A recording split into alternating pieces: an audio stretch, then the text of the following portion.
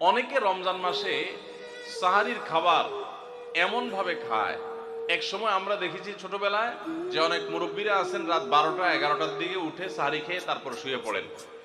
এটা যেমন একটা ভুল ছিল, সাহারি হলো শেষের দিকে খাওয়া উত্তম, ওনারা খাইতেন আগে। অতিরিক্ত সতর্ক যেটাকে বলে, এত আগে কেন খায়?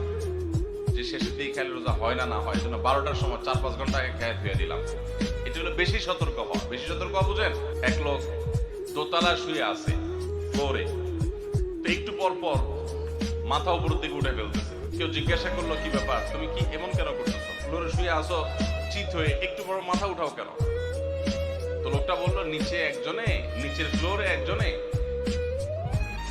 সুই সুতা দিয়ে কাপড় সেলাই দিছে, এইভাবে সেলাই করে টান দেন উপর দিকে। তো বলে যে সতর্ক থাকতে তো দোষ নাই, যদি ফ্লোর ভেদ করে আমার মাথা লাগে, এই জন্য মাথা উঠে ফেলছে। এটা অতিরিক্ত সতর্কতা হলো না? সতর্কতা ভালো, কিন্তু অতি সতর্কতা